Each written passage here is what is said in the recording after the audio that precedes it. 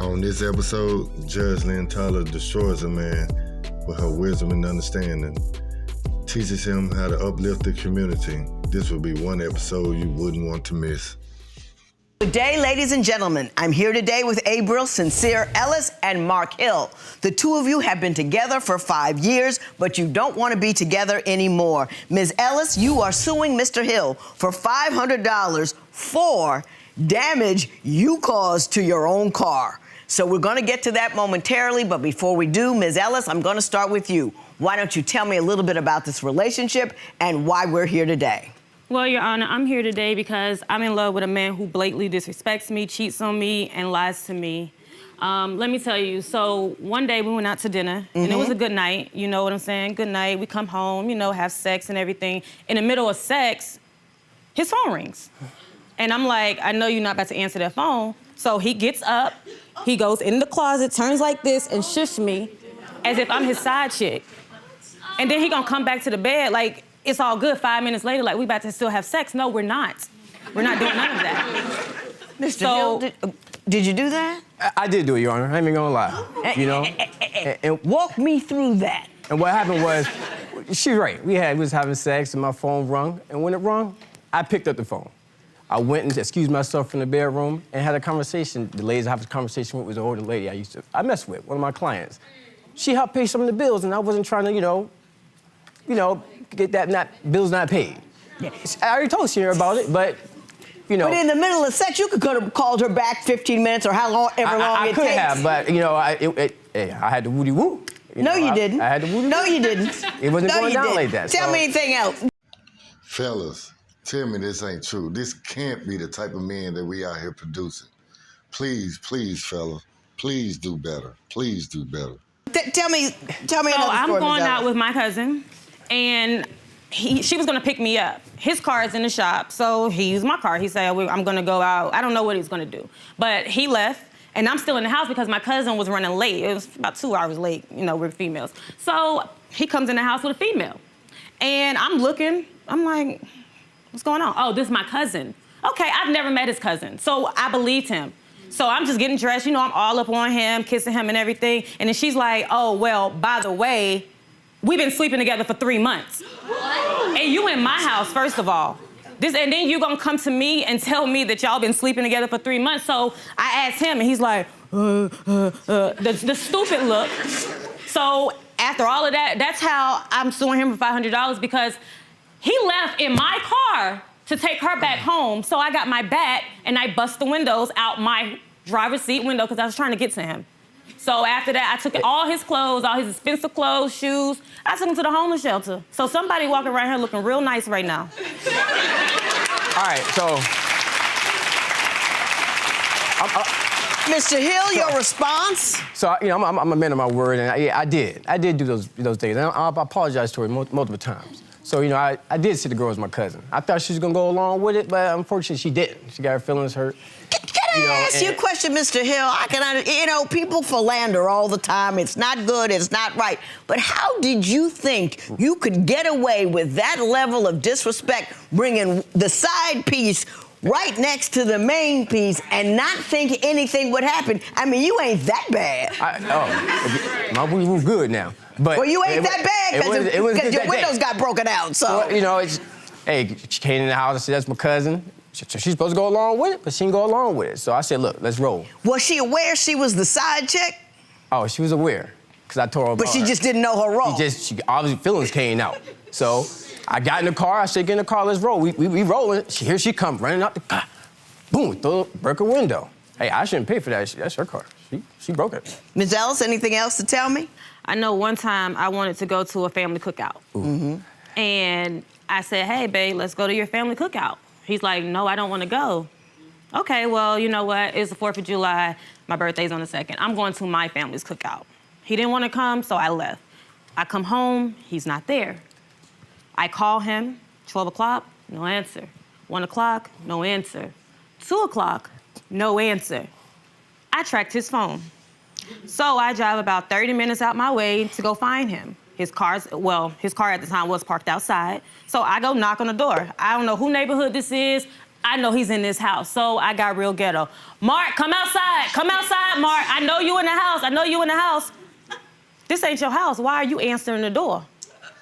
And when he comes to the door, he had on his boxers and no shirt. So I pushed him in the house, and I go in, so it's a female upstairs, standing in her panties and bra. Oh, hi. Wait, what? What's going on? He said to me that he had to put her in the bed because she was drunk. He said he had to take his clothes off because he had to help her. That don't make sense. What do you mean that you had to take off your clothes to help her? Mr. Hill, All right. your response to that would be I'm what? gonna tell you the truth. The girl I bought, it was a little chick I picked up, and I was like, look, we're going to a cookout. Just come on, have a good time. I didn't want to bring her because she knows her little, she have an attitude all the time. Prior to that night, we had an argument, so I would definitely not bring her. So I, scoop, woo, hey, you want to come and hang out with me and my cousins at the cookout? She came, Next thing you know, I went back to the house. It went down a little bit, Sierra happened to come and see me in my boxes and stuff like that, but she wasn't supposed to be home. Mm-hmm. Mm-hmm. So that was her fault. Yeah, that's her fault. Wrong timing. Look, I'm gonna get to the point. She talk about trust. All right, I got a folder right here. Okay, and I don't believe nothing she say. We both got trust issues. Okay, now you explain your trust issues with her to me. The trust issue I got with her is that you should see her Instagram. You can look at the folder, look at the pictures and stuff like that. Mm-hmm. I'm a model and all that. She got videos and stuff like that. Look at the screen. You got a video? I got a video. All right, let me see the video. Oh, yeah, you do. Look at that. Look at that. You see that? You trust your woman like that? You see that? I don't. Oh, man, she's just putting herself out there, too. Oh, my God, this don't look good for her either. See the comments in the back? Yeah. Yeah, look at all that. Feeding and entertaining. Mm-hmm. Do you believe that she's cheating on you at all? I had my boy that she don't know hit her up on Instagram and write her a message, and she respond back and flirting back and forth, and she sent her number. That was the bait right there. That's all I needed.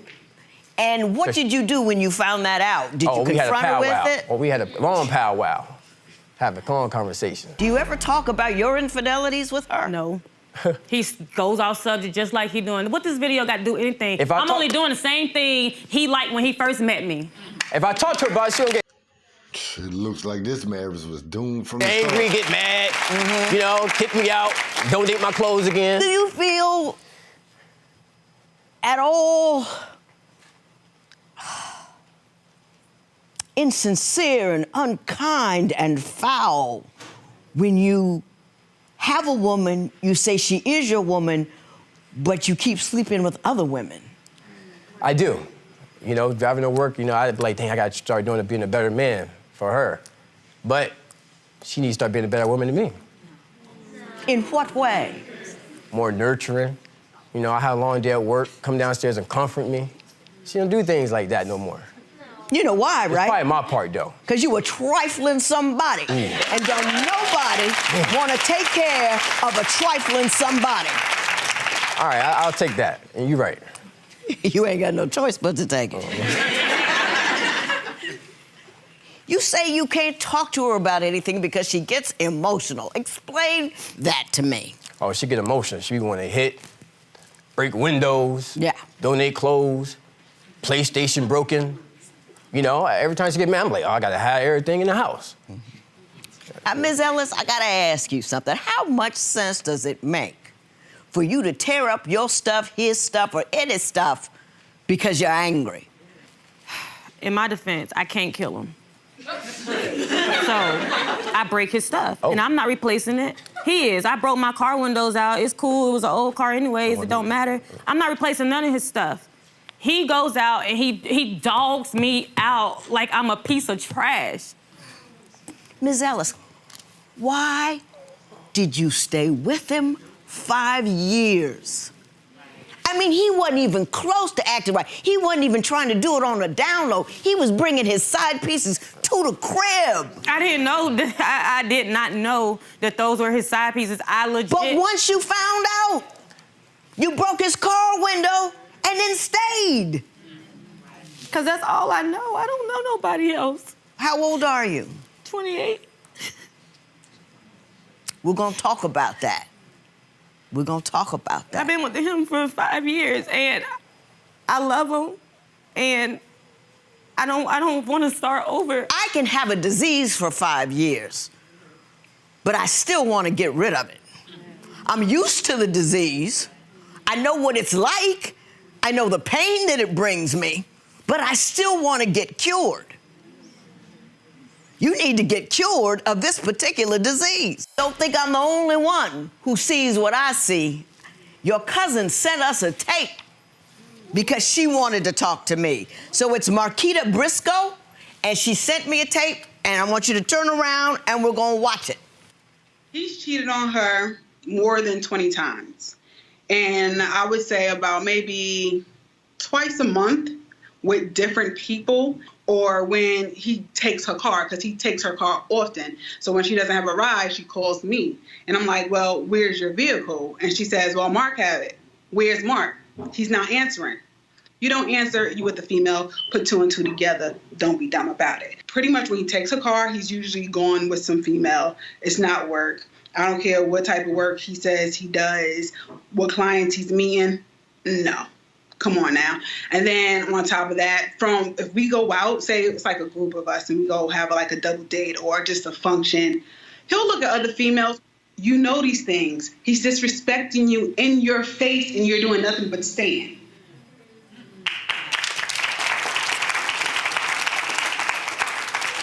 Has it gotten better or worse over the years? It's gotten worse. Sometimes, like, no lie, I just feel like Fred Sanford. I want to join Elizabeth too. Like, I just cannot take it no more. It's just one thing after the next. And like I said, I stayed with him because I love him, and the sex is good. I'm not gonna lie. Good sex is rampant. It's not just him. Letting you know. Well, putting your business on Facebook. Okay, hey! I won't talk about the money. I'm doing everything out of order because I got my reasons. I'm gonna talk about the money first, then I'm gonna talk to him, and then I'm gonna talk to you. The money, $500. You can't tag him financially for the foolishness that you do. I don't care whether he was the impetus for the foolishness. I don't care whether he was the reason you got upset or not, but you're responsible for what you do. The way to respond to that kind of crap is to do what I'm about to do.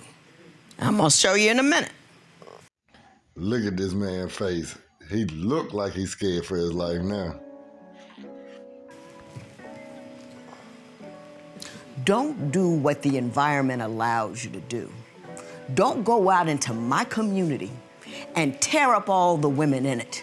Don't go out there and destroy your community. You need to defend it. You cannot defend your community when you're hurting people on an ongoing basis. It is rude, tacky, trifling, and low down, and you have an obligation to people other than yourself and your nether regions. And if you're not a better man than that, what you need to do is tell the women that you get with that you ain't about nothing, that you ain't right, that you ain't good.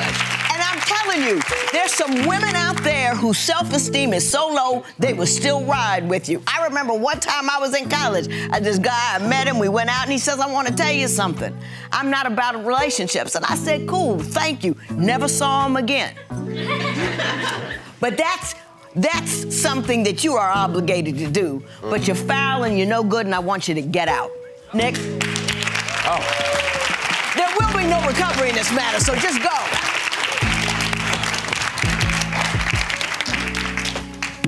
That, my lady, is how you treat a man who ain't no good. You put him out. Now, I can only get so tied up in how you feel because you can't make people do right by you. but you can decide how often you let them do you wrong. And you keep letting him do you wrong. You get indignant and upset and hurt and destroyed. He's tearing up your self-esteem. You can't, you feel horrible all the time, but you continue to choose to do so. As if he's going to change. Why would he change? You never leave. And tell me all the time, I don't want to start over. What do you mean? What do you mean? It doesn't get any uglier than this. You feel horrible. You are never secure, you're never happy, and you continue to choose it because you're too afraid to take that move. I'm gonna give you a book. It's called Dear Sonali, Letters to a Daughter I Never Had. I got a whole chapter on how to get rid of a dude and what you should do. You are who you are. You are your mind, your abilities, your effort, your achievements. Having him adds nothing to you other than pain and agony. What for? What for if you don't hear anything else today? He'll never get any better. He will only get worse. Why sign on for that type of hell? And let me tell you something. If you're afraid you just can't get another dude, because I know the market's tight, I get that part. But if you're afraid you'll never get another dude, isn't it better to be happy and whole and feel good about yourself by yourself than it is to feel low and degraded and unloved with another dude? Not to mention, he can give you diseases. It's not a loss. You can be happy on your own. You really can. You do not need a man to define you. A man should be an option, not a definition. You with me? Move on, love on, but hey, he's gonna call. Cause he knows where you're weak. You should delete his number. You should write on the walls all over your house, he's trifling, no good, don't take him back. But please, hey, we can get you a tape of the show and I can holler at you every day about what a fool you been for this particular trifling individual. You understand what I'm telling you? Move on, go on. You are gorgeous. Gorgeous. And you have far more value than he's able to give you. Best of luck to you. There will be no recovering this matter. It is so ordered. Tell me,